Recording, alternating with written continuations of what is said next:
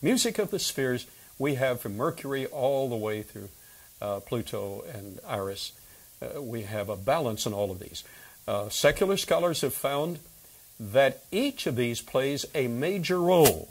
And what I'm going to say now is incredibly important.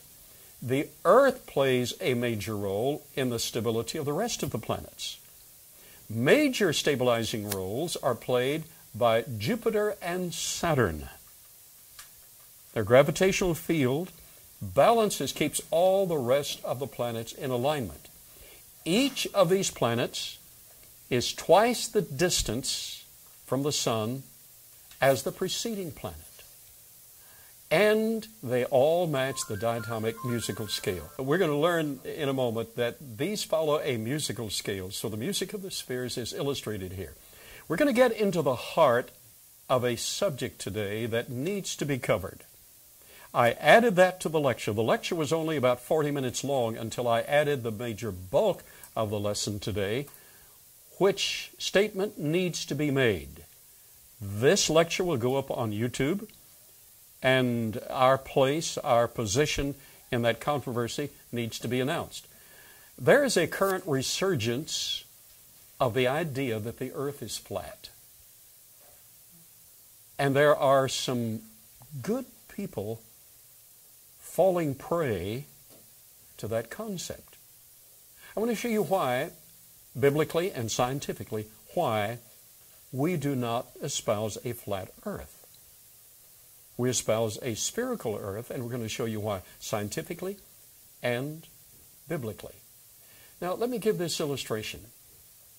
In order for something to appear slightly different, just enough to influence scholars, theologians, and good people to error, it only requires just a slight variation. For instance, I got a call this week, and one of our most faithful attenders for the creation lectures, first Saturday director's lectures, won't be here this morning, but she plans to be here this afternoon. Her name is Wilma Reed. She's been coming for almost 20 years. She's one of our jewels. She's almost 90 years of age. Wilma has never been sick a day in her life. That's one reason she's almost 90. That's amazing. Let me show you how exceptional this is. Wilma Reed, who will be here this afternoon, has never been sick a day in her life. That's exceptional. In fact, her name was on the cover of last month's National Geographic. Isn't that nice? It was on the address label, and she pulled it off.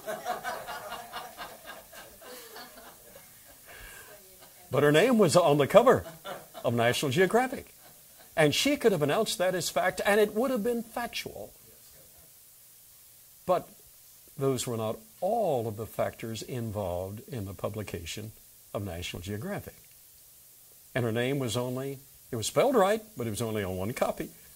And she pulled that one off. So as we approach the central subject of clarifying, is the earth flat or is the earth spherical? I want you to be aware that good people can be influenced with a little bit of extra data that doesn't apply or a little less data that should be applied. Are you with me? Now, let's get the heart of this. Music, beauty and creation, music of the spheres. Music is all about us. We've been talking about that for 20 minutes. From the golden ratio and the spiral arms of galaxies such as Messier 51, my favorite, to the waltz of the planets, which we see here, and more about that momentarily, to the singing of the birds. How long has it been since you took time to listen to the birds sing? We don't take enough time today. To the melodious cooing of a newborn child. That's the most beautiful of all the sounds. But that is matched by another sound that the child is capable of giving. So we have to balance everything. That's not the whole story. The book of Revelation describes the lyrics in musical crescendo as angels sing around God's heavenly throne, and we are going to join them.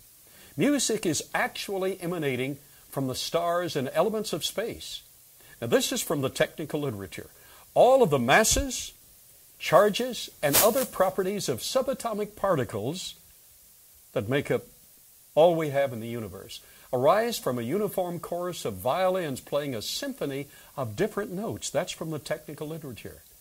And as if by a chain, our Earth's surface is connected intimately with a space environment, so it's all one grand orchestra. Aristotle said to the Pythagoreans, the whole heaven was a musical scale. And he demonstrated that. Psalm 19, 1 through 4, describes the heavens declaring the glory of God, with a meaningful sound being broadcast to the end of the world. Paul quoted this verse to the Romans and used a Greek word that translates musical sound.